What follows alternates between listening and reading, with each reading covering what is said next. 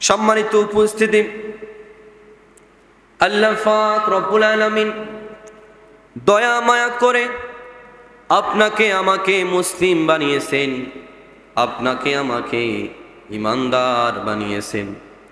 এই জন্য যদি আমরা সে রবের শুকরিয়া আদায় করি, কিয়ামত চলে আসবে, ইসরাফিল আলাইহিস সালাম ফুৎকার দিয়ে দিবে, ফুৎকারের সাথে পৃথিবী ধ্বংস হয়ে যাবে, কিন্তু সেই মহান মালিকের শুকরিয়া আদায় করে শেষ করা যাবে না। ইউসাব্বিহু লিল্লাহি মা ফিস সামাওয়াতি ওয়া মা ফিল আরদ।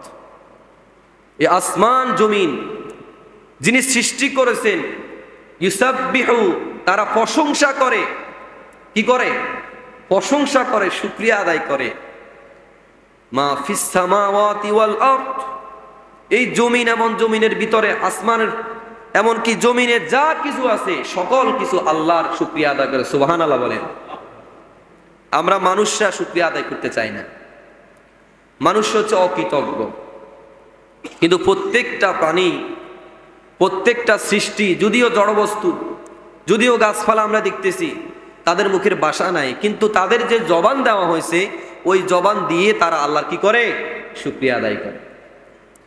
কিন্তু মানুষদেরকে আল্লাহ ভাষা শিখিয়েছেন, মানুষদেরকে আল্লাহ কথা বলার শক্তি দিয়েছেন, মানুষদেরকে আল্লাহ বুঝার ক্ষমতা দিয়েছেন। মানুষ আল্লাহর কাছে চাইতে পারে, মানুষ আল্লাহর কাছে দুঃখ প্রকাশ করতে পারে। মানুষকে আল্লাহ তাআলা সেই সুযোগ আল্লাহ মানুষকে দিয়েছেন, কিন্তু এটা পাওয়ার পর মানুষ আল্লাহর নাশুকরি করে, আল্লাহর ইবাদত করতে চায় না, আল্লাহকে ডাকতে চায় না, আল্লাহ সম্পর্কে নানাবিধ কথা বলে, আল্লাহ সম্পর্কে তারা না জেনে না বুঝে কুফরি করে, না জেনে না বুঝে শিরক করে, না জেনে না বুঝে তারা বেদাত করে, তারা স্তরে স্তরে ইসলাম থেকে খারিজ হয়ে তারা কাফেরদের কাতারে চলে যায়।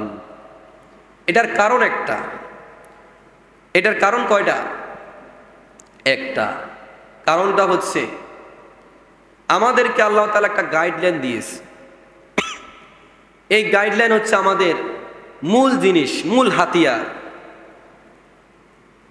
এই হাতিয়ারটা আমরা অনেকেই আজকে বলতে শিখেছি। আমরা নিজেরা পড়ি নাই, আমাদের ছেলে মেয়েদেরকে শিখাই নাই। আমাদের মৃত্যুর পরে হয়তোবা দেখা যাবে এই গাইডটা হচ্ছে কিতাব, আল্লাহর কিতাব। এই কিতাবটা পড়ার মতো মানুষ একেবারে কম হবে। আমাদের দাদারা, আমাদের নানারা এক সময় তারা ফজরের পরে কোরআন তেলাওয়াত করতো না ভাই? এখন আপনি সারা গ্রাম আপনি খুঁজে দেখেন, কয়টা বাড়িতে আপনি এই কোরআনটা পড়ার জন্য দেখবেন? নাই, উঠে গেছে। সম্মানিত উপস্থিতি, এইভাবে কোরআনটা আল্লাহ আমাদেরকে দিয়েছেন, এইভাবে কোরআনটাকে সংগ্রহ করে আমাদের কাছে এনে দেওয়া হয়েছে সুন্দরভাবে। কিন্তু তারপরও আমরা এই কোরআনটা পড়তে পারি না, এই কোরআনটা আমরা বুঝতে পারি না, এই কোরআনটা আমরা বুঝার চেষ্টা করি না, পড়ারও চেষ্টা করি না। আল্লাহ পাক রব্বুল আলামিন বলেন, আফাতুমিনুনা বিবাদিল কিতাবি ওয়া তাকফুরুনা বিবাদ। আল্লাহ বলতেছেন, ও বান্দা, তোমার মন চাই জিন্দেগি কোরআনের কিছু জিনিস তুমি মানবে, কিছু জিনিস তুমি অমান্য করবে। আল্লাহ বলতেছে, ফামা জাযা, এর প্রতিদানে তোমার কোনো জাযা না। অন্য আয়াতে আল্লাহ রাসূল বলতেছেন, কাল কিয়ামতের ময়দানে আমাদের নবী, বিশ্ব নবী জনাবে মুহাম্মাদুর রাসূলুল্লাহ সাল্লাল্লাহু আলাইহি ওয়াসাল্লাম, যারা এই দুনিয়ায় কোরআন পড়ে নাই, কোরআন বুঝে নাই, কোরআন অনুযায়ী জীবন চালাই নাই, সমাজ চালাই নাই, তাদের বিরুদ্ধে উনি আল্লাহর কাছে বিচার দিবে। আল্লাহর কাছে বলবে, وقال الرسول يا رب إن قومي اتخذوا هذا القرآن محزورا আমাদের নবী বিশ্ব নবী জনাবে মুহাম্মদুর রাসূলুল্লাহ সাল্লাল্লাহু আলাইহি ওয়াসাল্লাম কাল কিয়ামতের ময়দানে আল্লাহর কাছে বিচার দিবে। আল্লাহর কাছে বলবে, ও আল্লাহ, আমার এই উম্মত, আমার এই কওম, আমার এই কিতাবকে তারা পরিত্যাজ্য করেছে, তারা এই কোরআন পড়ে নাই। বলুন তো দেখি, নবী যদি আপনার নামে আমার নামে যদি বিচার দেয়, আপনাকে সুপারিশ করে জান্নাতে কে নিবে? নেওয়ার কেউ আছে? কিয়ামতের ময়দানে সুপারিশকারী একজন হবে, তিনি আপনার নবী, আমার নবী, বিশ্ব জাহানের নবী জনাবে মুহাম্মদুর রাসূলুল্লাহ সাল্লাল্লাহু আলাইহি ওয়াসাল্লাম। উনি যদি আপনার নামে আমার নামে এইভাবে দোয়া করে, হে আল্লাহ, আমার উম্মত এ নাজিলকৃত কিতাবকে তারা পরিত্যাজ্য করেছে, তারা পড়ে নাই, তারা নিজেরাও পড়ে নাই, তাদের ছেলে মেয়েদেরকেও পড়ায় নাই, তাদের নাইনাতকুরদেরকে পড়ায় নাই, এই কোরআনটা বুঝার চেষ্টা করে নাই, এই কোরআনের তারা না বুঝার কারণে পদে পদে তারা বিরোধিতা করেছে, এই কোরআনকে না বুঝার কারণে পদে পদে তারা এই কোরআনের বিরুদ্ধে আইন তারা পাশ করিয়েছে। তারা এই কোরআনের এমন ভাবে বিরোধিতা করেছে, যারা এই কোরআন পড়ে, কোরআন বুঝে, মানুষদেরকে বুঝায়, তাদের বিরোধিতা করে, তাদেরকে তারা জেলখানায় বন্দী করেছে। ঠিক কিনা? যোগে যোগে যতজন আলেম এই কোরআনের তাফসীর লিখেছে, এই কোরআনের ব্যাখ্যা লিখেছে, মিশরের সাইয়েদ কুতুব উনি ফি জিলালিল কোরআন লিখেছে। এই ফি জিলালিল কোরআন লেখার অপরাধে তাকে তৎকালীন শাসক তাকে এইভাবে বন্দি করেছে, তাকে বন্দি করে তাকে নানাবিধ শাস্তি দেওয়া হয়েছে। কেন? সেই কোরআনের তাফসীর লিখেছে, এই কোরআনের ব্যাখ্যা কেন সে লিখেছে, এই অপরাধে তাকে তারা হত্যা করেছে। হযরতে আবু হানিফা যার মাযহাব আমরা ফলো করি, এই ইমাম আবু হানিফা, ওনাকে এইভাবে ধরা হয়েছে, জেলখানায় নেওয়া হয়েছে। ওনাকে বলা হয়েছে যে উনি তো ফতুয়া দিতেন। কি দিতেন? ফতুয়া দিতেন। ওনাকে বলা হয়েছে, আপনি যে ফতুয়াগুলা দিবেন এটা আমাদের পক্ষ হয়ে দিবেন। কার পক্ষ হয়ে দিবেন? আমাদের পক্ষ হয়ে দিবেন, সরকারের পক্ষ হয়ে কি দিবেন? ফতুয়া দিবেন, যাতে আপনার এই ফতুয়ার কারণে আমাদের সমস্যা না হয়। উনি বলছে, না, আমি এটা পারবো না। উনি কে বলছে? আমি এটা কখনো পারবো না। শেষ পর্যন্ত ওনার মাকে ওনার সামনে আনা হয়েছে। ওনার মাকে ওনার সামনে এনে মায়ের সামনে ছেলেকে কষ্ট দেয়, মায়ের সামনে ওই ছেলেকে কষ্ট দিতে দিতে আর বলতে থাকে, মা, তুমি একটু তোমার ছেলেকে বুঝাইয়া বলো, সে যেন আমাদের পক্ষ হয়ে ফতুয়া দেয়। কিন্তু মা ছিল ইমানদার, মা ছিল মুত্তাকি, আমাদের মায়ের মতো না। মা ছিল মুত্তাকি। মা তার ছেলেকে বলতেছে, ওহে আমার ছেলে, তুমি যদি আল্লাহর রাস্তায় থেকে জীবন দিয়ে দাও, তুমি যদি এই সত্যের পথে থেকে জীবন দিয়ে দাও, তাহলে কাল কিয়ামতের ময়দানে আমি শহীদের মা হয়ে আল্লাহর দরবারে উঠব। সুবহানাল্লাহ। তুমি কোনোভাবে এই জালিমদের কথা শুনবে না। সুবহানাল্লাহ। আমাদের মারা এরকম হওয়া দরকার ছিল, কিন্তু এখন চিত্র উল্টা।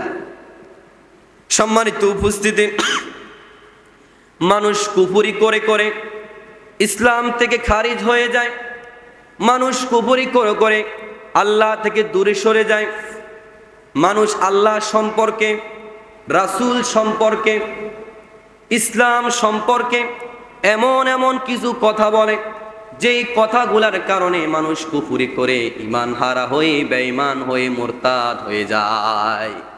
কিন্তু মুসলমান, তারা কি মুসলমান?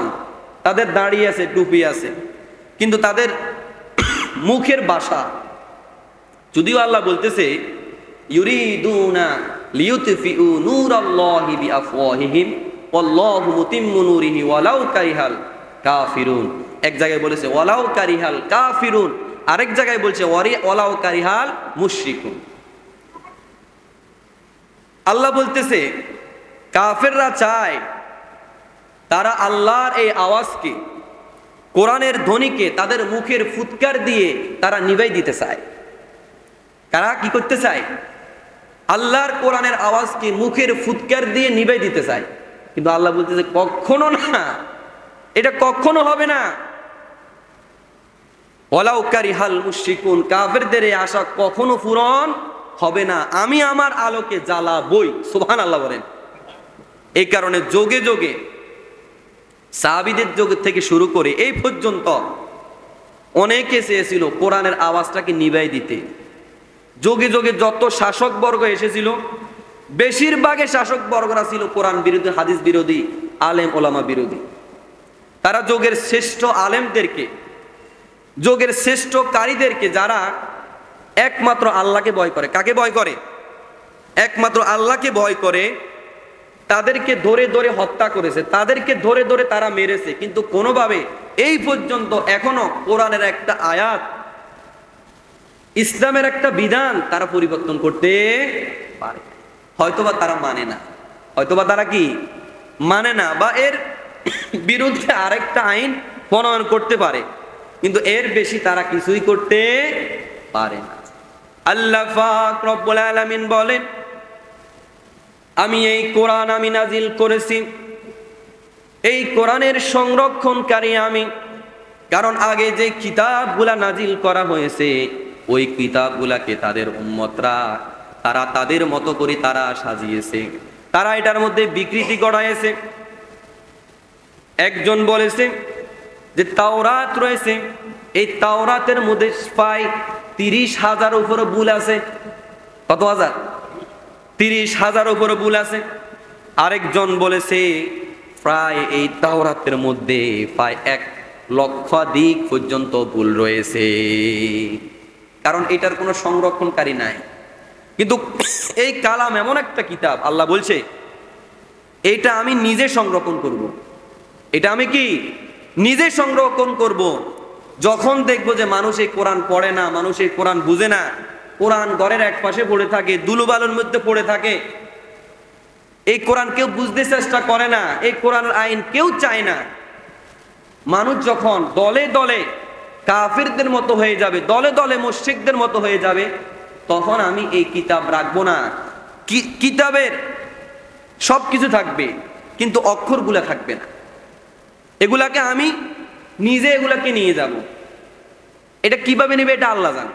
কিন্তু আপনি কিয়ামতের আগে এই কোরআনের একটা নক্তা, একটা অক্ষর আপনি পারবেন না। এই হচ্ছে একটা ব্যাখ্যা। আরেকটা হচ্ছে কোরআন ঠিকই থাকবে, কিন্তু এটা পড়ার মতো কোনো যোগ্য মানুষ থাকবে না, এটা বুঝার মতো কোনো যোগ্য মানুষ থাকবে না।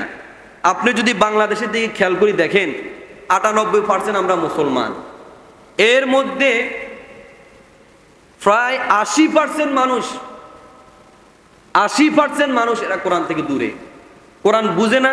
হয়তো বা মুক্তবে কিছু কোরআন পড়েছে, এটার উপরে সীমাবদ্ধ, কিন্তু কোরআনে আল্লাহ কি বলেছে তারা কোনো সময় বুঝার চেষ্টা করে না।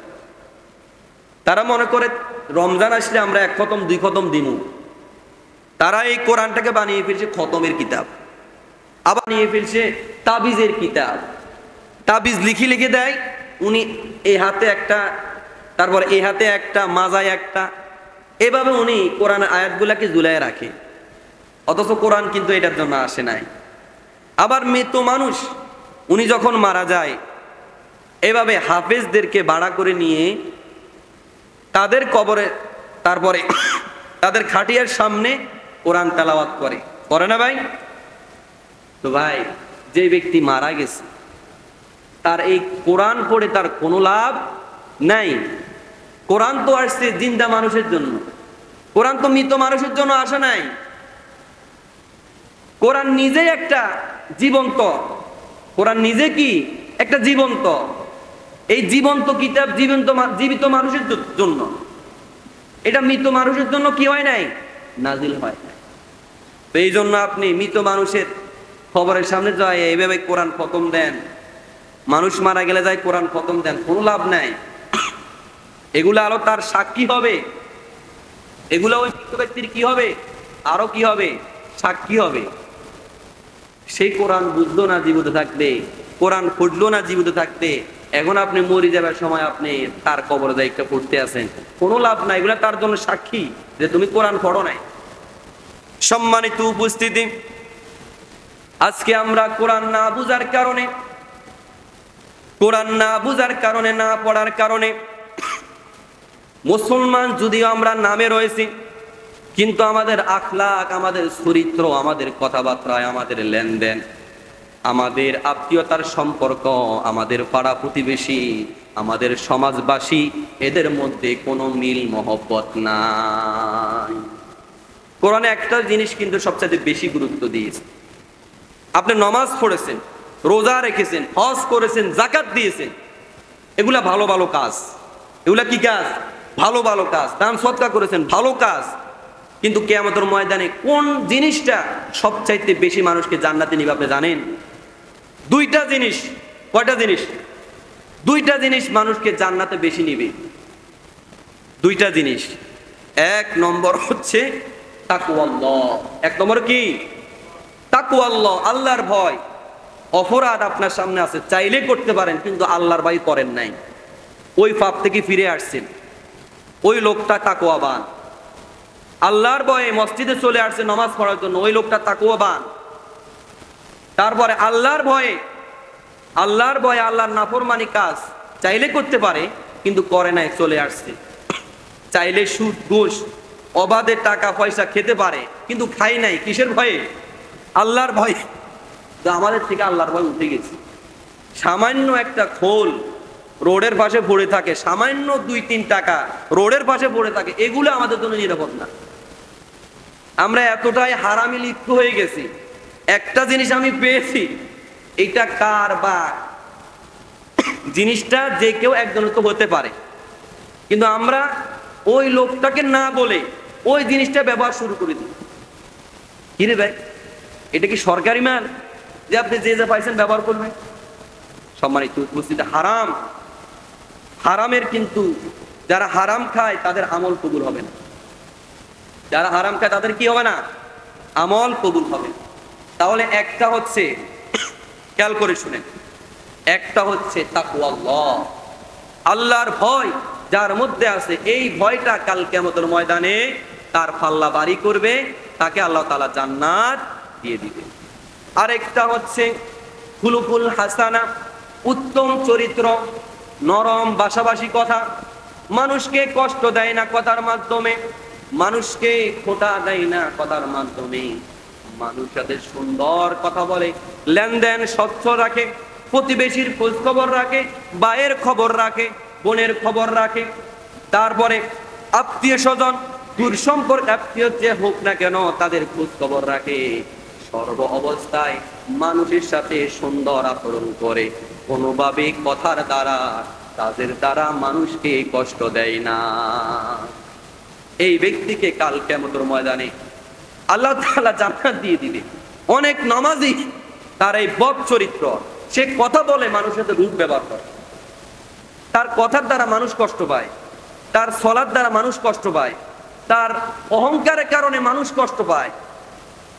সম্মানিত উপস্থিতি, তাহলে যারা মানুষের সাথে সুন্দর আচরণ করে, নরম ভাষায় কথা বলে, মানুষের সাথে রাগ করে কথা বলে না, এদেরকে আল্লাহ তাআলা ভালোবাসে। আর কাল কিয়ামতের ময়দানে আপনার এই চরিত্রের আমলটা, আপনি একজনকে সুন্দর কথা বলে তার মনে তো প্রশান্তি দিয়েছেন, এই যে একটা আমল হয়েছে, এইটাই আল্লাহর দরবারে অনেক দামি হবে। আপনার কথার দ্বারা একজন মানুষ আনন্দিত হয়েছে, খুশি হয়েছে। এর ভাই, অনেক ভুলও সুন্দরভাবে বলা যায়, অনেক ভুল সুন্দরভাবে কি বলা যায়, কিন্তু আমাদের সামনে কোনো ভুল ধরা খাইলে আমরা তো সব উল্টা ফেলাই। আমার কর্মচারী কাজ করতেছে, হয়তো বা একটা ভুল হয়ে গেছে, আমি তাকে তার 14 গোষ্ঠী উদ্ধার করে তাকে গালি দিতেছি, তার নামে নানাবিধ কথা রটেছি। করে না এরকম মানুষ? তাকে সুন্দর ভাষাও কি বলা যায় যে এই কাজটা এমনি না হয়ে এমনি হইলে কি ভালো হয়, সুন্দর একটা উপদেশ না ভাই? কিন্তু উনি এটা বলে না। ভুল হয়েছে কেন? উনি 14 গোষ্ঠী উদ্ধার করে, গালি গালাজ মুখে যায় আসে তাই বলে। মুনাফিকের একটা লক্ষণ হচ্ছে তারা যখন কথা বলে তারা বেশি বেশি গালিগালাজ করে, তাদের মুখের কন্ট্রোল থাকে না, তারা বেশি বেশি কি করে? গালিগালাজ করে। এটা মুনাফিকের একটা লক্ষণ। মুনাফিক কি করে জানেন? যখন তর্কে হারে না তখন তারা জিতার জন্য গালিগালাজ করে। দেখবেন কিছু কিছু মানুষ আছে, আপনি হয়তো বা তার সাথে কোনো একটা জিনিস তো বিবাদ হয়েছে, যখন দেখবে সে আপনাকে তর্কে জিতে না, তখন জিতার জন্য সে আপনার মা ধরে, আপনার বাপ ধরে, আপনার 14 গোষ্ঠী ধরে আপনাকে বয়ান করতে থাকবে। এটা হচ্ছে মুনাফিকের লক্ষণ। সম্মানিত উপস্থিতি, আল্লাহ পাক রব্বুল আলামিন কাল কিয়ামতের ময়দানে যারা মানুষের সাথে সুন্দর আচার ব্যবহার করবে তাদেরকে ডেকে ডেকে জান্নাতে ঢুকাইয়া দিবে। কিন্তু এমন অনেক নামাজি, হজকারী, যাকাত দানকারী মানুষ থাকবে, তাদের কাছে তাদের ঘরের স্ত্রী পর্যন্ত নিরাপদ না, তাদের কাছে তাদের ছেলে মেয়ে পর্যন্ত নিরাপদ না, তাদের স্ত্রীকে পর্যন্ত তারা পিটে, তাদের স্ত্রী গায়ে পর্যন্ত তারা হাত তোলে, তাদের ছেলে মেয়ের গায়ে তারা নানাবিধ ভাবে তাদেরকে এভাবে পিটে।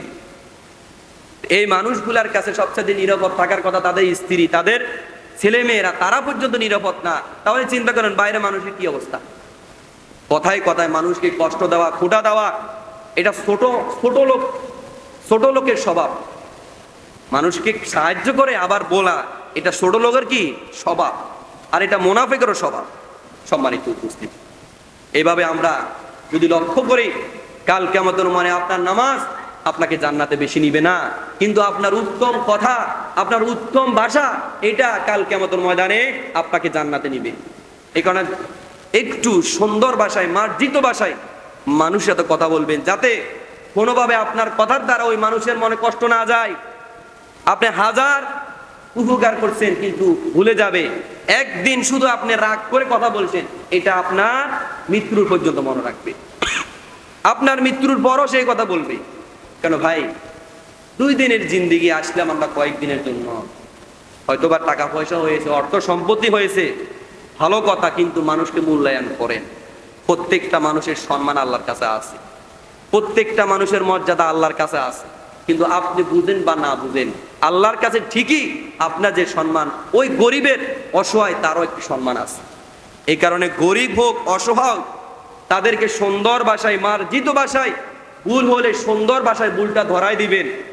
এটা নিয়ে গীবত করে আপনার আমলনামা হালকা করবেন না, কারণ যারা গীবত করে তাদের আমলনামা থেকে নেকিগুলা কেটে যায়।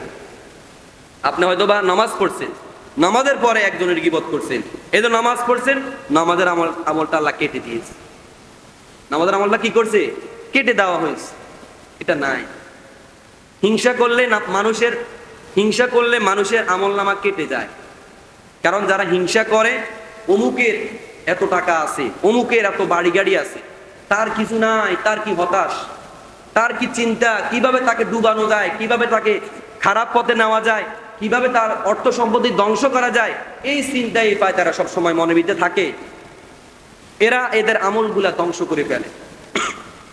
সম্মানিত উপস্থিতি, তো পদে পদে আমরা নানাবিধ গুনার কাজে লিপ্ত হয়ে, কুফরিতে, হিংসায়, গীবতে লিপ্ত হয়ে আমরা আমাদের আমলনামাগুলা ধ্বংস করতেছি।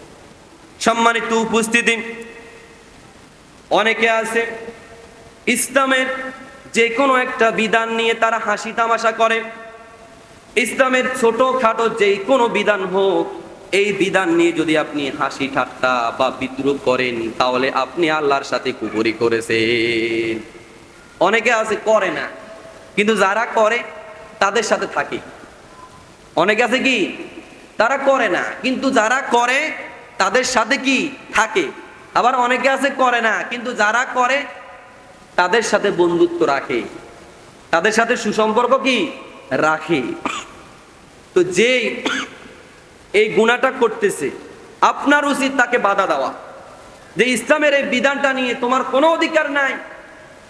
এই টুপির সুন্নত নিয়ে, দাড়ির সুন্নত নিয়ে, পর্দার সুন্নত নিয়ে তুমি এইভাবে ঠাট্টা বিদ্রুপ করা, এটা তোমার জন্য কোনোভাবে উচিত না তাকে বাধা দেওয়া, কিন্তু আপনি বাধা দেন না, বাধা কিনলে দেন না, বাধা দিলে তার সাথে আপনার সম্পর্ক নষ্ট হয়ে যাবে, খাতিল খাতিল ছুড়ে যাইব, নষ্ট হয়ে যাবে। এই কারণে আপনি তাকে অপরাধ করার জন্য উৎসাহিত করেন, কিছু বলেন না, সে বলে আপনি শুনে থাকেন, আবার আপনি তার সাথে বন্ধুত্ব করে রেখেছেন। হওয়া তো দরকার ছিল এইটা, আল্লাহর জন্য তোমাকে আমি ভালোবাসি, আল্লাহর জন্য তোমাকে আমি ঘৃণা করি। যখন দেখবেন আল্লাহর কথা বলবে তখন তাকে বুকে টেনে নিবেন, যখন দেখবেন আল্লাহ কোরআন হাদিসের বিরোধিতা করে, ইসলামের নিয়ম কানুনের বিরোধিতা করে, তখন থেকে তার সাথে আপনার সম্পর্ক কাটা। যে যেরকম মানুষ হোক, আপনার বাবা হলে বাবা, রাসূলরা কি বাবার বিরুদ্ধে যুদ্ধ করেন নাই? যে বদরের যুদ্ধটা হয়েছে, বাবা ছেলের সাথে যুদ্ধ, ছেলে বাবার সাথে যুদ্ধ। কি মনে করছেন ইসলাম এমনি এমনি আসছে? এখানে বাবার সাথে যুদ্ধ করছে ইসলামের জন্য, রাসূলের জন্য। আবু বকর রাদিয়াল্লাহু তাআলা আনহু ছেলে আব্দুল্লাহ ওনাকে বলতেছে, বাবা আপনাকে কিন্তু বদরের ময়দানে আমি দেখছি, আমার সামনে ছিলেন, আমি চাইলে কিন্তু আপনাকে হত্যা করতে পারতাম, কিন্তু আপনি আমার বাবা, এই কারণে হত্যা করি নাই। কিন্তু আবু বকর বলতেছে, আমি যদি তোমারে দেখতাম তাহলে কিন্তু আমি তোমাকে হত্যা করতাম। সুবহানাল্লাহ বলেন না? আবু বকর বলতেছে, আমি যদি তোমাকে দেখতাম তাহলে কিন্তু তোমার আমি কি করতাম? হত্যা করতাম। তুমি আমার ছেলে, কিন্তু আমি এটা চাইতাম না। পরিচয় একটা, তুমি কাফের, আমি মুসলিম। যুদ্ধের ময়দানে এটা চলে না যে কে ভাই, কে বন্ধু, কে আত্মীয় স্বজন, এগুলা চলে না। সম্মানিত উপস্থিতি, তাহলে ইসলামের কোনো বিধান নিয়ে যদি কেউ ঠাট্টা বিদ্রুপ করে থাকে, আপনি যদি তার ভক্ত হয়ে থাকেন, তার থেকে দূরে সরে যান। এটা আপনার ইমানের দাবি, আপনার ইমান রক্ষার দাবি। সম্মানিত উপস্থিতি, আল্লাহ পাক রব্বুল আলামিন সূরা আনআমের ৪৪ নম্বর আয়াতের মধ্যে আমাদেরকে জানিয়ে দেন, ওয়া ইযা রাআইতাল্লাযীনা ইয়াখুদুনা ফি আয়াতিনা ফাআরিদ আনহুম হাত্তা ইয়াখুদু ফি হাদীসিন গায়রি ওয়া ইম্মা সিআন্নাকা আশ-শাইতানু ফালা তাকউদ বা'দা যিকরি মা'আল কওমিজ যালিমিন। আল্লাহ পাক রব্বুল আলামিন বলেন, যখন তুমি দেখবে তোমার সামনে আল্লাহর আয়াতকে বিকৃত করা হয়, তোমার সামনে কোরআনকে নিয়ে উপহাস করা হয়, তোমার সামনে ইসলামের যে কোনো বিধান নিয়ে উপহাস করা হয়, তখন তুমি সেই লোক থেকে তুমি দূরে সরে যাও। তখন তুমি তার সঙ্গ ত্যাগ করে দূরে সরে যাও। সে যে হোক, ইসলামের যে কোনো বিধান নিয়ে যদি হাসি ঠাট্টা বিদ্রুপ করে, তুমি তার থেকে সম্মানের সহিত তুমি দূরে সরে যাও। আর যদি শয়তান তোকে অমনোযোগী করে রাখে, তাহলে যখন তোমার মনে পড়ে, যখন তোমার স্মরণ আসে, তখন তুমি সেই জায়গা থেকে ত্যাগ করে চলে আসবে। সুবহানাল্লাহ। তাহলে যারা ইসলাম নিয়ে হাসি ঠাট্টা বিদ্রুপ করতেছে, আল্লাহ বলতেছে তুমি তাদের থেকে দূরে সরে যাও, তাদের সাথে থাকিও না। যদিও যদি কোনোভাবে ভুল কমে থেকে যাও, তাহলে তুমি আর তাদের কাছে যাই বসিও না, তাদের সাথে সম্পর্ক রাখিও। এখন আপনার বন্ধু সব সময় দাড়ি নিয়ে ঠাট্টা বিদ্রুপ করে, টুপি নিয়ে ঠাট্টা বিদ্রুপ করে, সে আপনার দোকানে আসে, চা খায়, একসাথে গল্প গুজব করেন, আপনি তার সাথে বন্ধুত্ব রাখছেন। আপনার তো উচিত ছিল তার সাথে সম্পর্ক ছেদ করা। আপনি বলে দিবেন তুমি আল্লাহকে মানো না, আমি আল্লাহকে মানি, অর্থাৎ তোমার রাস্তা আলাদা, আমার রাস্তা আলাদা। আগে তাকে বুঝাবেন, সাথে সাথে ছেড়ে দিবেন না, আগে তাকে কি করবেন? বুঝাবেন। তারপরে যাই দেখবেন যে বুঝে না, কিছু কিছু মাথা মোড়া আসলো, এদেরকে আপনি যতই বুঝান এদের মাথায় ঢুকবে না। এদের কানের এই ফাঁসি ঢুকবে, এই ফাঁসি বাইরে হবে, কিন্তু মাথায় ঢুকবে না। তো দেখবেন যে বুঝে না, তখন তাদের সঙ্গ ত্যাগ করবে। মহব্বত হবে শুধু আল্লাহর জন্য। কার জন্য? কারণ আপনার বন্ধু পারে কাল কিয়ামতের ময়দানে আপনাকে বাঁচাতে, আবার আপনার এই বন্ধু পারে কাল কিয়ামতের ময়দানে আপনাকে জাহান্নামে নিতে। এই কারণে দুনিয়ার বন্ধু যাচাই বাছাই করে নিতে হয়। যারা নামাজি তাদের সাথে বন্ধুত্ব করবেন, যারা ইমানদার তাদের সাথে বন্ধুত্ব করবেন, যারা ভালো লোক তাদের সাথে বন্ধুত্ব করবেন, হক্কানে আলেম তাদের সাথে বন্ধুত্ব রাখবেন। আলেমদের সাথে মানুষের বন্ধুত্ব রাখে কি জন্য জানেন? দোয়ার জন্য। কিসের জন্য? দোয়ার জন্য। আরে ভাই দোয়া করেন না, আপনার তো জীবনের অনেক ভুল আছে, আপনার আকীদার মধ্যে অনেক ভুল আছে, আপনি ওই হুজুরের সাথে সম্পর্ক আছে, তার থেকে একটা মাসলা জেনে নেন, সেইটা না করে আপনি যান দোয়ার জন্য। দোয়া চাইবেন, কিন্তু আপনার মূল উদ্দেশ্য যেটা বন্ধুত্ব, সেটা হচ্ছে আপনি তার থেকে কিছু শিখবেন, ওই আলেম থেকে কিছু জানবেন, বুঝবেন, তার থেকে আপনি আপনার সূরা কেরাতগুলো শিখে নেন না। বন্ধুত্ব করছেন বাড়া কথা, উনি তো আলেম মানুষ, অনেক জ্ঞান আছে আল্লাহর রহমতে, তা আপনি তার থেকে এভাবে আপনি সূরা কেরাতগুলো হয় কিনা তাকে শুনায়া আপনি একটু প্র্যাকটিস করে দেখেন না, যে আমার সূরা কেরাতগুলো সই আছে কিনা। সেটা না করে আপনি দোয়ার জন্য সম্পর্ক রাখেন। সম্মানিত উপস্থিতি, আল্লাহ পাক রব্বুল আলামিন তারপর বলেন, ফালা তাকউদ বাদাজ যিকরি মাল কওমিজ যালিমিন। যদি শয়তান তোমাকে ভ্রমে ফেলে, তাহলে তুমি স্মরণ হওয়ার পর সেই জালিম সম্প্রদায়ের কাছ থেকে তুমি দূরে সরে যাও।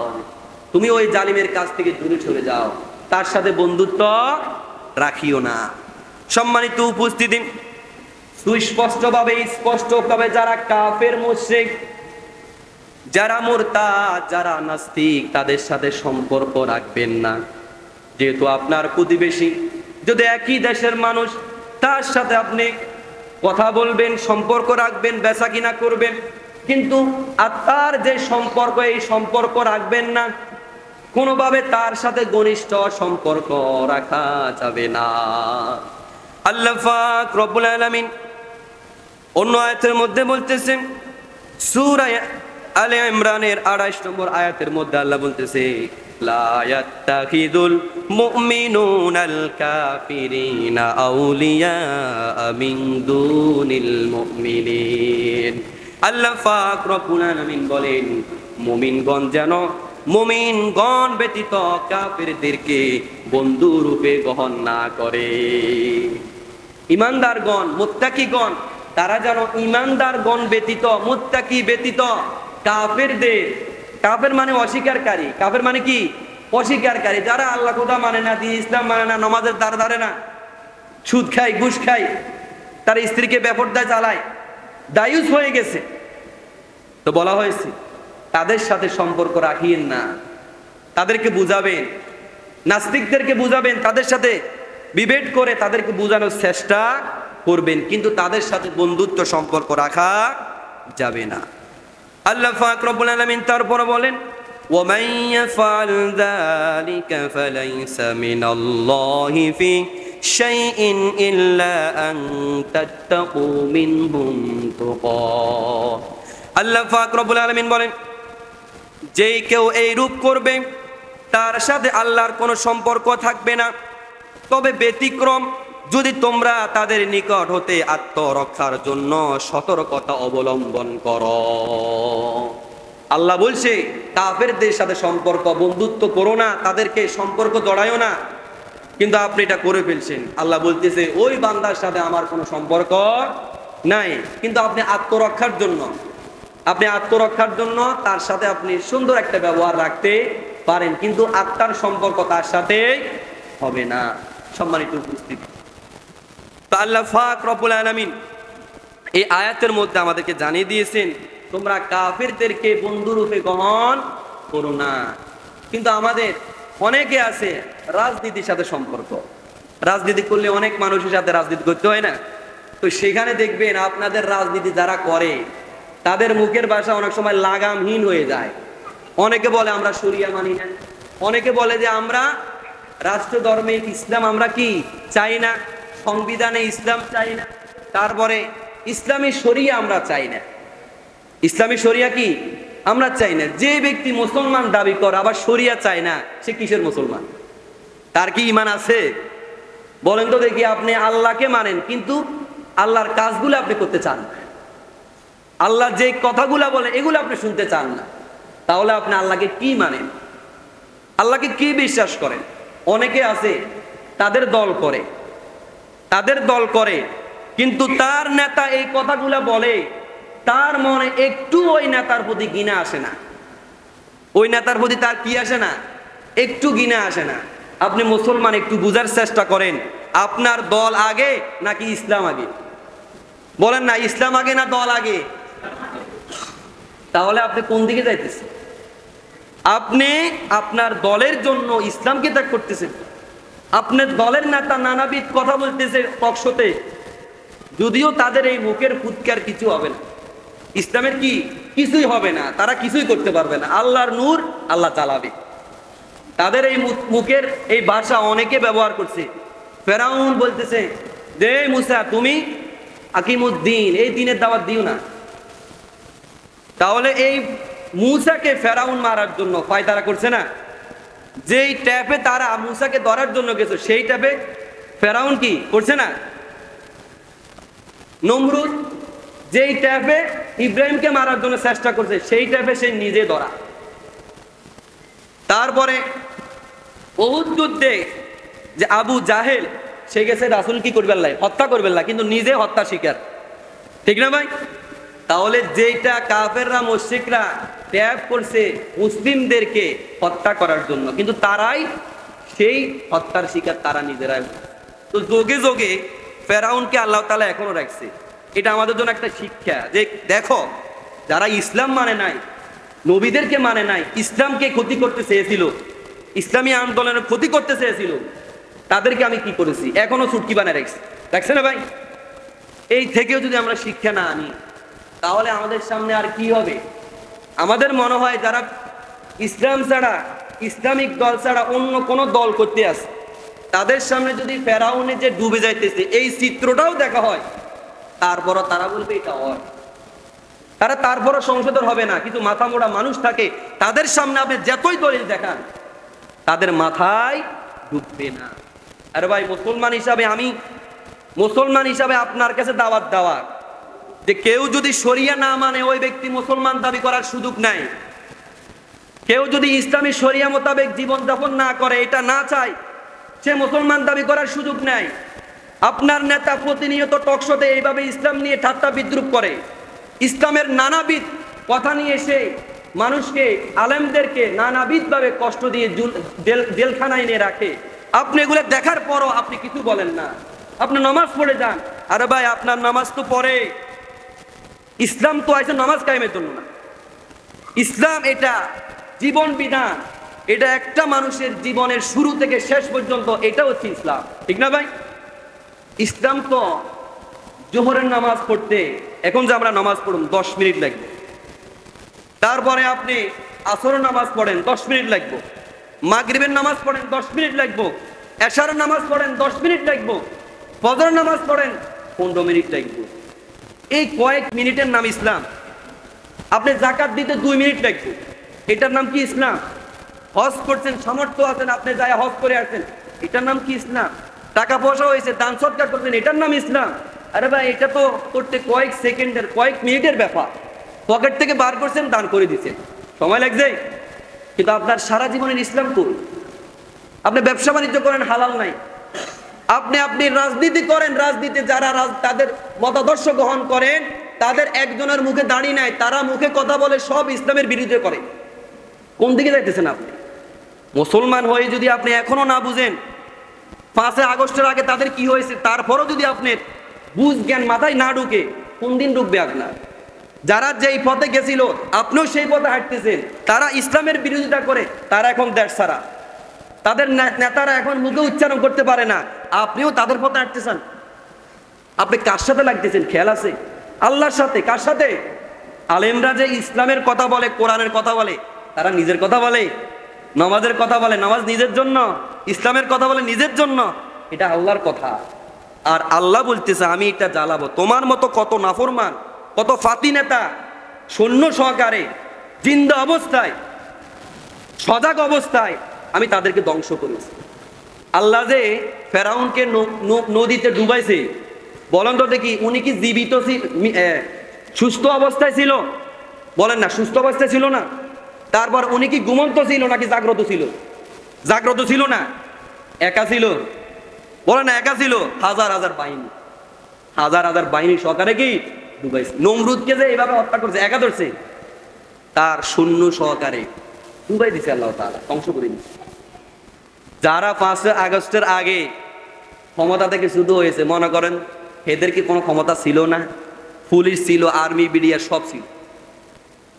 বাংলাদেশের 80% মানুষ কিন্তু আওয়ামী লীগ করে, তারাও হতাশ হয়ে গেছে। কি রে, এত মানুষ, এত ক্ষমতা আমাদের, কিভাবে হয়ে গেল এটা?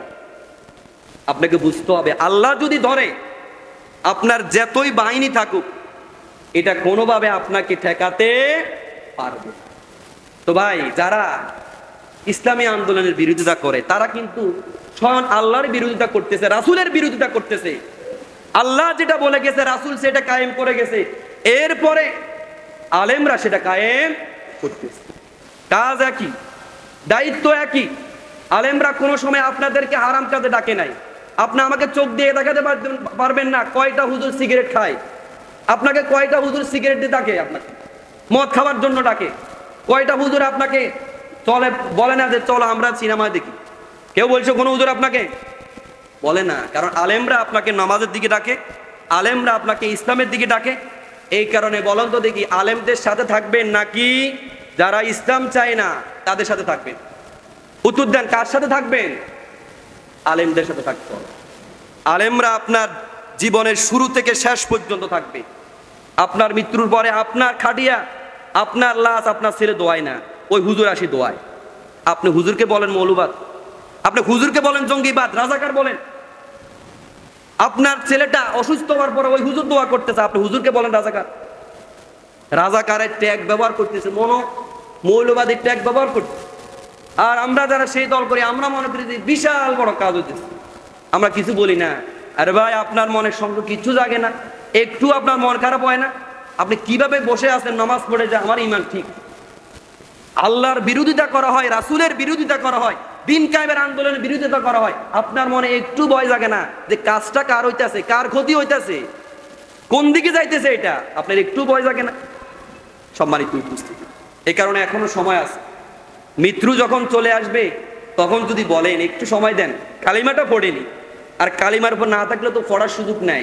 লা ইলাহা ইল্লাল্লাহ মুহাম্মাদুর রাসূলুল্লাহ, আল্লাহর বিধান না মানেন, তারপরে রাসূলের আদর্শ না মানেন, আদর্শ নেতা হিসাবে অমুক তমুকের বানায় রাখছেন, মৃত্যুর সময় তো কালিমা বাইর হবে না। কারণ আপনার আদর্শ রয়েছে আরেকজন, অনুসরণ করেন আরেকজন, তাহলে আপনার মুখ দিয়ে কিভাবে কালিমা বাইর হবে? কিভাবে বাইর হবে? কিছু কিছু মানুষ আপনাকে তাকে মিছিল করার জন্য, ওই লোকরা নমাজ কি, তারপরে কি চলতে আছে এগুলো চায় না। আজানের সময় তাদের বক্তৃতা চলতে আছে, নামাজের সময় তাদের বক্তৃতা চলতে আছে। এরা আপনাকে ডাকছে মিছিল করার জন্য, আরেকজনে ডাকছে আপনাকে নামাজ পড়ার জন্য। আপনি নামাজ বাদ দিয়ে আপনি তাদের সাথে যাইতেছেন, নামাজের দাঁত দাঁড়েন। সম্মানিত উপস্থিতি, তো কুফরি, নানা কারণে মানুষ আল্লাহর সাথে কুফরি করতে আছে প্রতিনিয়ত। কেউ যদি ইসলাম না মানে, ইসলাম না চায়, শরিয়া না চায়, সে প্রতিনিয়ত আল্লাহর সাথে কুফরি করতে আছে। কেউ যদি মৌলবাদ বলে আলেমদের বিরোধিতা করে, সে আল্লাহ রাসূলের বিরোধিতা করতে আছে। প্রতিনিয়ত সে আল্লাহর সাথে কুফরি করতে আছে। তার নামাজ কি কাজে আসবে? তার রোজা কি কাজে আসবে? তার হজ কি কাজে আসবে? আপনি 100টা টাইটেল লাগান, হাজি হাজি হাজি, কোনো লাভ নাই। হাজির, দানবীর দানবীর দানবীর লাগাতে থাকেন, কোনো লাভ নাই। যদি আপনার জীবনে ইসলাম না থাকে, আপনি নমাজে ইসলাম মানেন, আপনি রাষ্ট্রীয় ইসলাম মানেন না, আপনি নমাজে ইসলাম মানেন, আপনার সমাজে মানেন না, আপনার নেতা রাজনীতি করে, সে বাম রাজনীতি করতেছে, আপনি সেখানেও আপনার কিছু আসে যায় না। কোন দিকে যাচ্ছেন আপনি? আল্লাহ বলতেছে, আফাতুমিনুনা বিবাদিল কিতাব ওয়া তাকফুরুনা বিবাদ। তুমি কোরআনের কিছু মানবা, কিছু ছেড়ে দিবা, কোরআনের কিছু মানবা, কিছু ছেড়ে দিবা। ফামা জাযা, তোমার জন্য কোনো জাযা নাই। একটা মানলে আরেকটা ছাড়িয়ে দিলে জাযা থাকে না, কোনো পুরস্কার থাকে না। এখানে আমরা কি আদৌ কি কোরআনের বাইরে কথা বলে নাকি আল্লাহর কথা বলে, এটা আপনি তখন ধরতে পারবেন। অনেকে বলে আলেমরা তো অনেক কথাই কয়, আলেমরা তো ধর্ম ব্যবসায়ী। 10-15 হাজার টাকা বেতনে আমরা চাকরি করি, যদি আমরা ধর্ম ব্যবসায়ী হই তো ঠিক আছে, আমরা ধর্ম ব্যবসায়ী। সম্মানিত উপস্থিতি, এই অল্প সময়ের মধ্যে আমরা কুফরি সম্পর্কে জানলাম। আল্লাহ পাক রব্বুল আলামিন এই কুফরি থেকে আমাদেরকে সকলকে, এই উম্মাহকে আল্লাহ তাআলা আমাদেরকে হেদায়েত দিয়ে ইসলামের পথে কবুল করুক, সকল বলে আমিন।